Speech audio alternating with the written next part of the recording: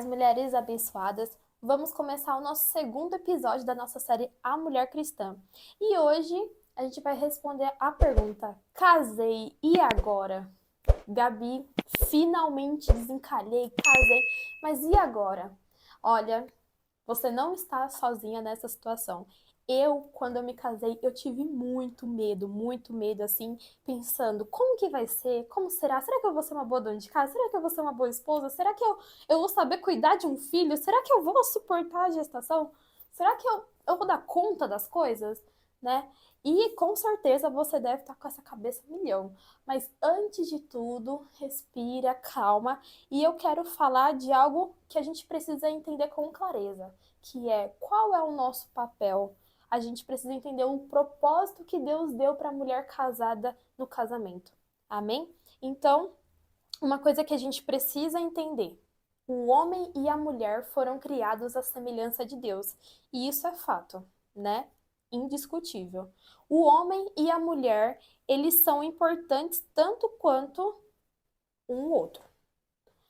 Somos pecadores igualmente e necessitamos de arrependimento igualmente da parte do Senhor.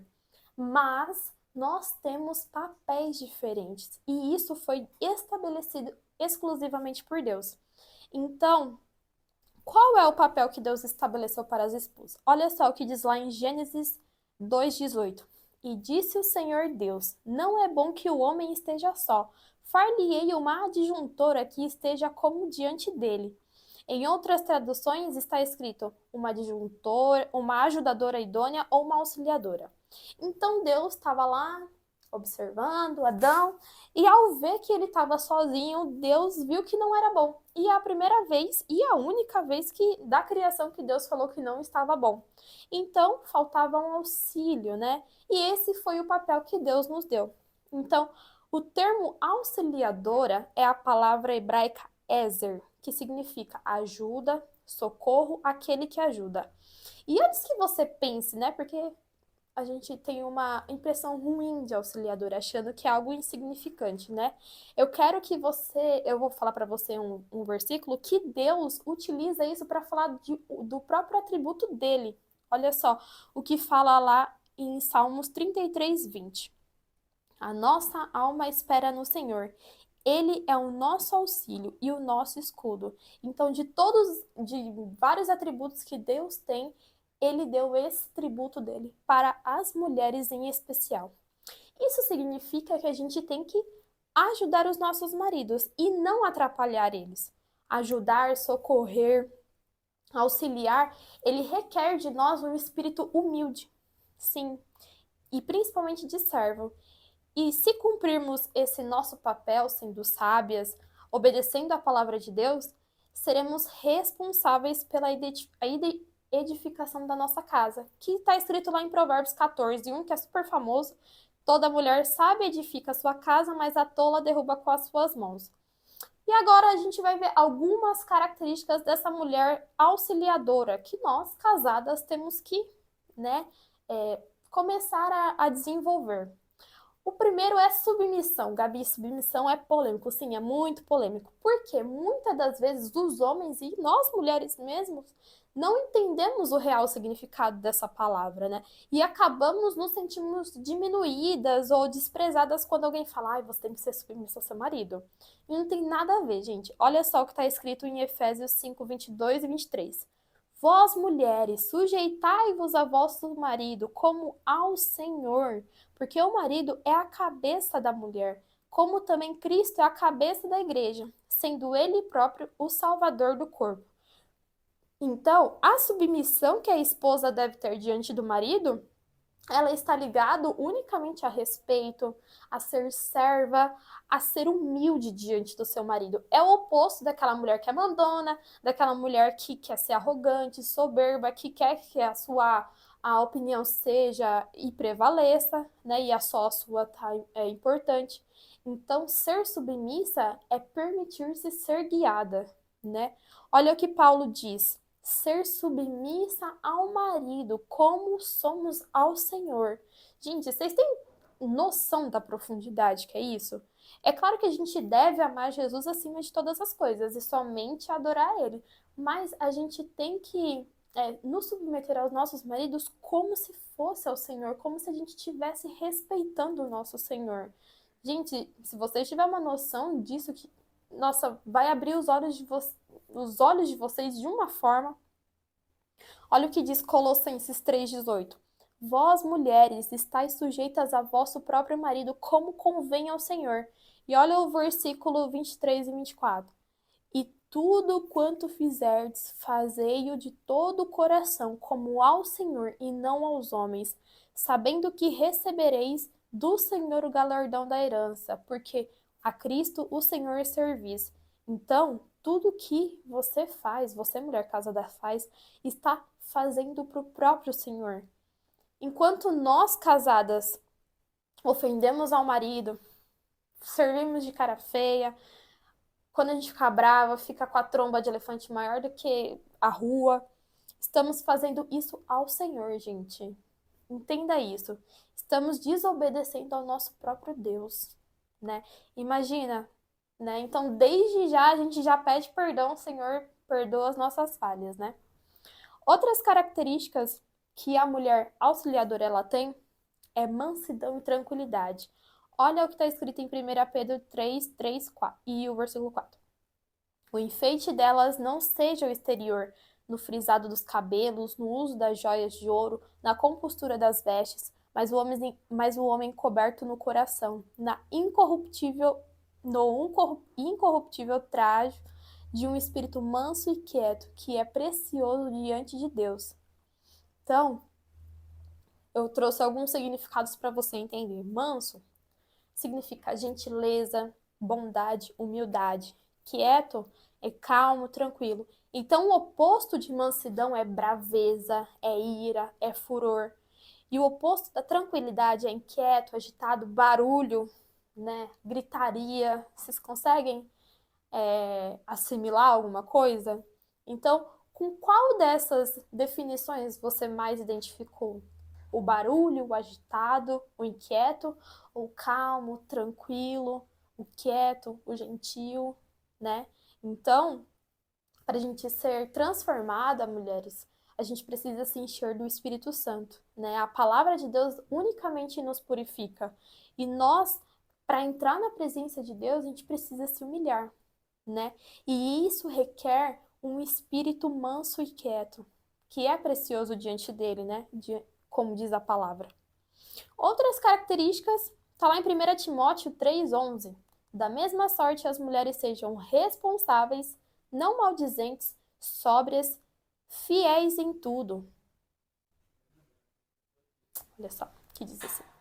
Ainda tem mais. Tito 2, 4 e 5 diz assim: para que ensinem as mulheres novas a serem prudentes, a amarem seus maridos, a amarem seus filhos, a serem sensatas, honestas, boas donas de casas, bondosas, sujeitas ao seu marido, a fim de que a palavra de Deus não seja blasfemada. E a gente entra aí em algo muito polêmico, né? Cuidados da casa. Então, claramente aqui Deus não deu essa ordem para os homens. A gente precisa entender isso. Os maridos, eles podem e eles devem nos ajudar nas responsabilidades da casa. Mas a responsabilidade maior é nossa. E isso não foi designado pelo seu marido, não foi designado pelo seu pai, não. Isso foi designado pelo próprio Deus. E se a gente desobedece, a gente está indo contra o nosso próprio Deus, né? E outra, você confia que tudo que Deus faz é perfeito? Então, gente, só aceita. Por quê? A gente limpa a casa melhor do que os homens, gente. Bem melhor. Quando a palavra de Deus diz ali, precisamos ter afeição aos nossos maridos, precisamos ser carinhosas, precisamos muito, que a gente quer muitas vezes que os nossos maridos sejam carinhosos com a gente e tal. Mas como? Se a gente vive de cara feia, se a gente vive chateada, se a gente vive nervosa, insatisfeita, isso com certeza não vai gerar bons frutos, né? Os nossos maridos, claro, eles têm que obedecer a Deus, mas o que eu quero tratar aqui hoje é com nós, mulheres. A gente tem que reconhecer as nossas falhas. Deixa que com eles, Deus trata. Tá bom? fugir da sensualidade. Então, a mulher casada tem que tomar cuidado com as roupas que elas vestem, com as palavras que elas proferem. Tem que ser prudente no falar, o jeito de falar, como se comportar com outros homens, né? E é isso. Outras características são aquelas presentes na mulher de Provérbios 31, que eu trouxe no estudo passado, mas que eu vou dar uma pincelada aqui para vocês. Vamos lá, Provérbios 31, 11 e 12. O coração do seu marido está confiado nela, e ela nenhuma fazenda faltará. Ela lhe faz bem e não mal todos os dias de sua vida. Então, como não confiar em alguém que só demonstra afeto e amor? Então, certamente o marido serão felizes se a gente for obediente à palavra de Deus. Não é preguiçosa e boa administradora do lar. Provérbios 31, 15 diz assim: ainda de noite se levanta e dá mantimento à sua casa e a tarefa às suas servas. O Provérbios 31, 27 e 28 diz assim também: olha, olha pelo governo da sua casa e não come o pão da preguiça. Levantam-se seus filhos e chamam-na na bem-aventurada, como também seu marido, que a louva, dizendo. Mesmo você, mulher, que tem funcionárias em casa, tem ali empregadas, você precisa ser uma boa administradora e não deixar isso sobre só os comandos dela, tá? Então você precisa administrar os seus funcionários. Outra característica é não preguiçosa. Então, ela sempre está disposta, ela sempre está disponível, sempre com vontade de trabalhar, tá ali, ó, engajada, energética. Mas isso não quer dizer que a gente não deva descansar. Calma, gente. São coisas completamente. Tô falando daquelas mulheres que sai dia, entra dia, tá ali deitada na cama, assistindo televisão, no celular, só passando rios. Não, gente, não é isso. Deus quer que a gente tome uma postura de também conservar a nossa casa. Outra polêmica. Responsável nas compras. Olha só o que diz Provérbios 31:16. Examina uma propriedade e adquire-a. Planta uma vinha com o fruto da sua mão. A mulher virtuosa, casada, ela não sai comprando qualquer coisa sem pensar, sem examinar. O versículo diz: ela examina e depois ela adquire.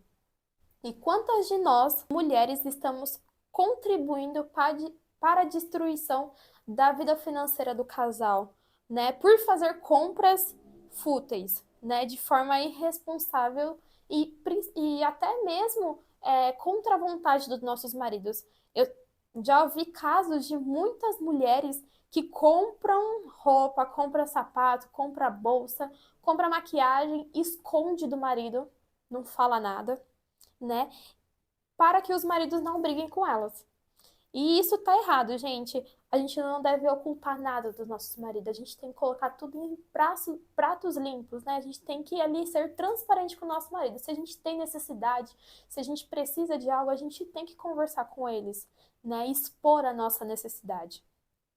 E por fim, a mulher virtuosa.